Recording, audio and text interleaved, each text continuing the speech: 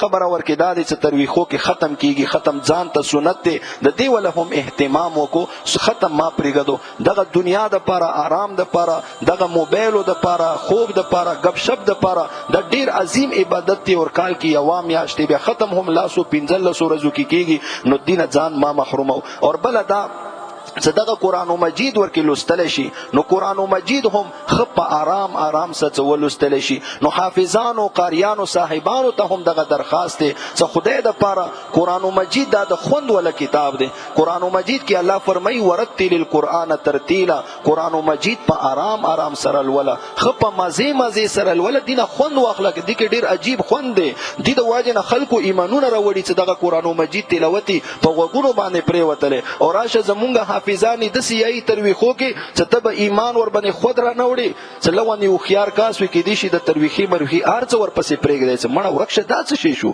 نو دغه قرآن داسې ویا چې خلکو ایمانونه ورسره تازه شي، خلک هم ما ګنهګروه، خپل ځان هم ما ګنهګروه، ښایسته حدر سره فرض منځه غوندې ما یا خلکو کې دومره طاقت نشته، استطاعت نشته، خو دومره یایا چې تا وله دغه حدر د منډې سره مشابه نه وي، دا په بیړې سره مشابه نه وي، او دې باندې ته پخپله هم خستا پوهیږي، او د تا ولا مقتدیان هم هغه هم ورسره خستا پوهیږي، او هغه ته خوند هم ورکوي چې یاره قرآن د لوستلی شي او زه د قرآن واورم. او بیا مقتدیانو ته هم دا پکاري دي چې هغو د هم حافظانو صاحبانو ته ګوتې ما ورکوي. هغه هم ډېر باد دي که نه، هغو بیا داسې مړه بیګا خو بالکل لکه ګاډی د سی ان جي کې چولی و، بیخي سره د سپیډ نه ولو، څه چال شی و، خپا وې څه چالو. نو هغه غریب هم بیا بلې شپې ته بس بیا انداز کومه دی ځان برابرۍ چې یاره نن به زه خامنډه وایم. خو دا خو ګناه کې ته شریک شوې. هغه غریب خو حافظان خو اکثر مشومان وي، ځوانان وي، هغو ته خو همدغه سوچ ورسي چې یاره و دغه خلک خفا نه شي، خلک به راپسې څي. نو تاسو ته هم دا گزارش دی حافظانو ته دغه شیطانت ما کو،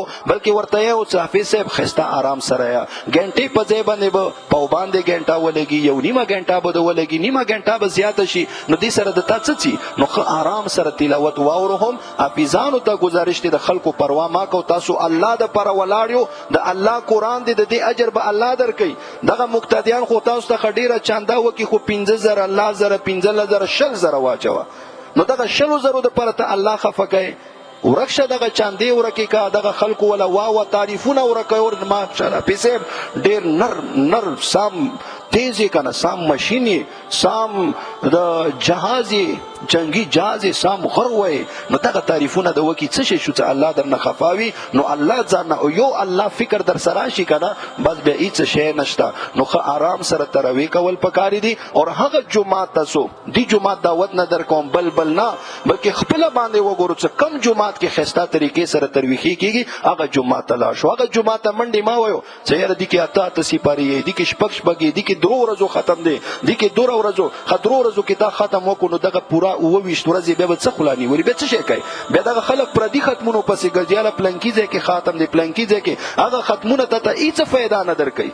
دغه خپل یو ختم دا صحیح طریقې سره وکړه، صحیح طریقې سره چې الله در نه راضي شي، دا تا دپاره کافي شفي دی. نورو ختمونو پسې منډې ما وایه.